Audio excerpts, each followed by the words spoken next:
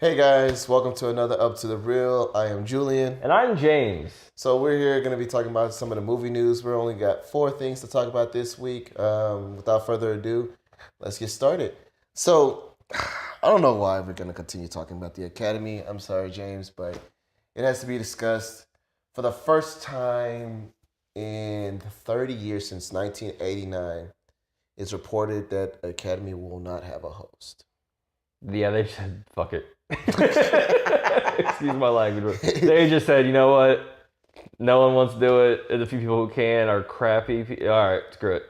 Through the grapevine, they were trying to, because ABC and Disney the Oscars were hosting. They were trying to get some of the Marvel MCU guys to host and run it all together, but that's not coming to fruition. So now it's just like, what do we do? Yeah. So they're now just not doing a host this year. They're thinking of having just a group of people just mediate the entire thing, which I think is a bad idea.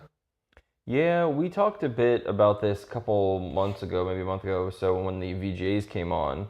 We talked about how I think the Oscars kind of could actually adapt to be more like the VGAs, where you don't necessarily need a main host. Like, they have Jeff Keighley, but like you have a lot of Like presenters and right. stuff.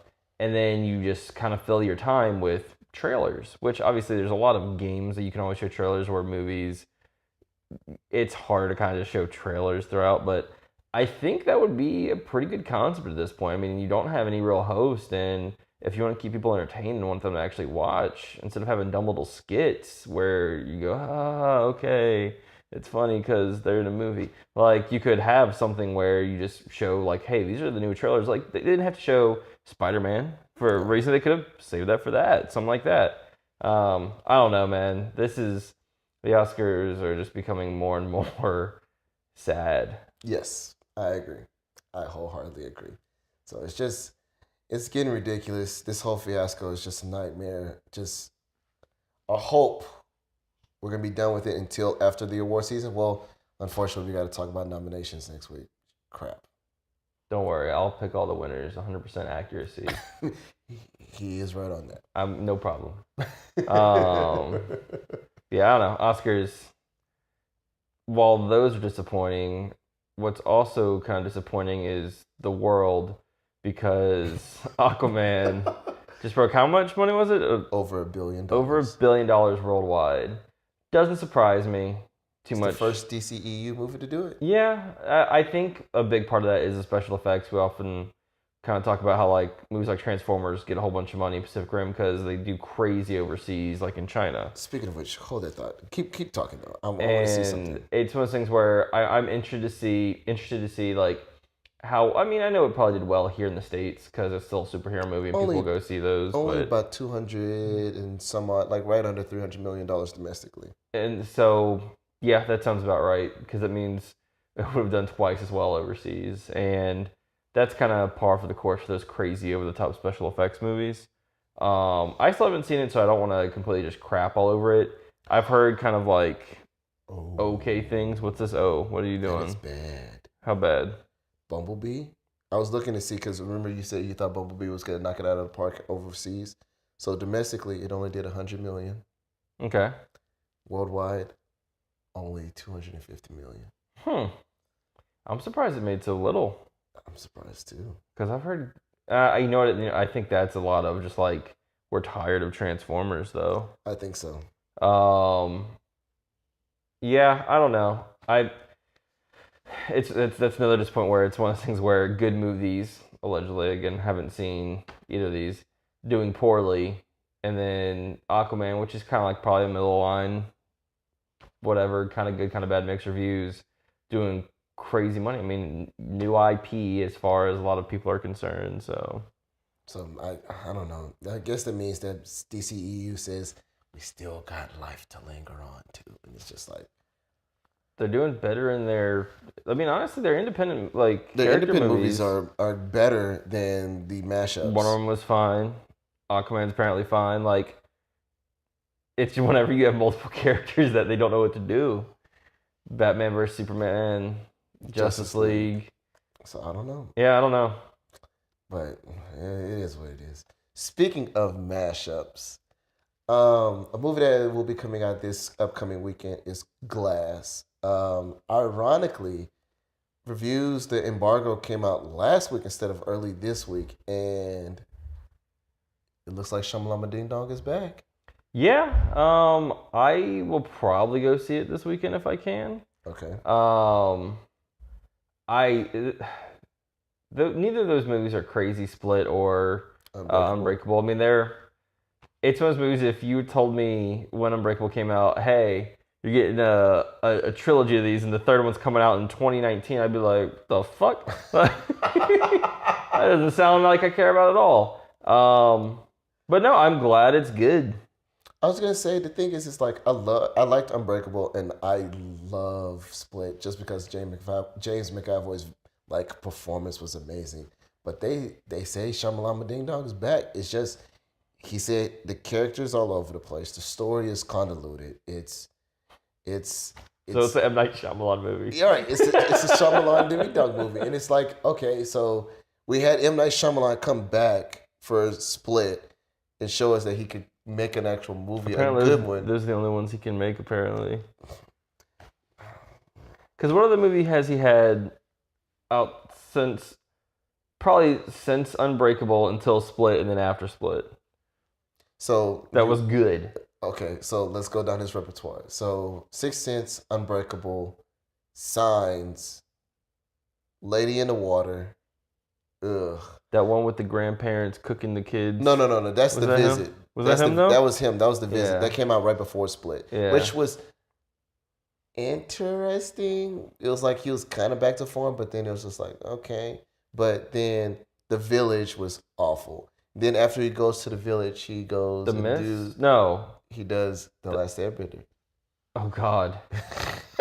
No. Before he does before he does The Last Airbender, he does The Happening. Then Last Airbender. Then After Earth. He did After Earth? Yeah. Oh my God. He's losing credit with me. I don't even think. Exactly. How do you go below zero? Oh my God. He did After Earth.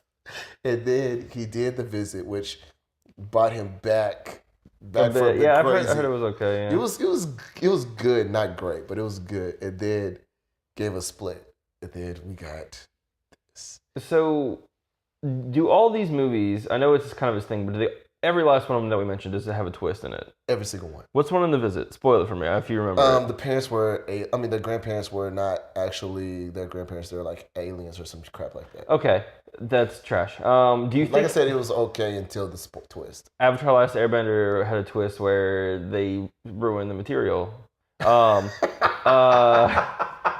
What? Do you think Glass will have a twist, or is he just going to end it because it's supposed to be it? No, somebody told me that there is a twist, and it kind of ruins the trilogy. It ruins the trilogy. And I'm like, okay, I'm not expecting it. Which I probably am going to do a review on it as soon as it comes out. Do you want to try to call the twist now? Do you know what it is? I don't know what it is. I'm going to say it's a comic book. The whole thing's a comic book. You want to? You wouldn't want to say that? I want to say it's all a figment of somebody's imagination. That's a little too much. That's the same thing in a way as a comic book, though. Right. So it's a figment of somebody's imagination. We both will agree. I think at the end, like, it's gonna reveal like someone reading it. It's gonna be like, what's the kid from Sixth Sense? Oh, whatever his name is. You think it's gonna be him? Yeah, it's gonna be Haley Joel Osment reading a comic book as a grown ass man, and then Bruce Willis is gonna be like, "Do you still see me?" I don't know. This is gonna tie into another franchise by being it's actually a comic book in that franchise. Oh God. That's. I agree with you. I think it's a figment. I think it's a figment of somebody's imagination. It's ridiculous. I don't know. Like at this point, Shamalama Ding Dong, just make indie movies, not these big budget movies, because once you do that, you make crappy movies. Samuel L. Jackson's writing the comic book. He's crazy. He's writing this story never happens. He's in jail writing this comic book. That's it. That's it right there. That's Boom. the twist? Okay. Well, I'll find out on Thursday because I'm watching it Thursday. So I'll check that. I will check that. But speaking of comic books, hey, segues. Segues. The new Spider-Man Far From Home trailer dropped. We kind of see Spider-Man's going on like a school vacation type thing to Rome, Italy, somewhere. Europe, somewhere in Europe. Yeah. And kind of like, I'm not really gonna bring Spider-Man with me. I'm gonna leave that at home. But he gets there, and Nick Fury kind of rolls up on him. We see some elemental creatures. We're introduced as Jake Gyllenhaal playing Mysterio comes in, and even though the character usually never takes off his little bubble, first thing we see is him without it. We see Jake without the bubble. Then later on, him fighting and stuff, and it's obviously I read into it. They said this takes place after the newest after Endgame, which spoiler: Spider-Man comes back. Who didn't see that coming? People have been bummed about that. I'm like, come on. They killed off all the new people in the last Avengers. Like, of course they're coming back. All of them are coming back. So I'll let you go into it. I had a conversation with a friend who came with a good theory that I want to bring up. I'll let you put your words into this trailer first. So I guess for me, it's like I see where they're going with the movie. I'm just not thrilled per se about it. Only reason why is because Aunt May now knows he's Spider-Man. Yeah. And she's now campaigning with him as Spider-Man. And it's just like Aunt May supposed to be oblivious. Well, not oblivious, but it's supposed to be like under the shadows of not knowing that he's Spider-Man, right? And it kind of bothers me that now she knows. And they immediately did that. Immediately it's like, she's okay with it. Like, I don't think Aunt May's okay with it, but whatever.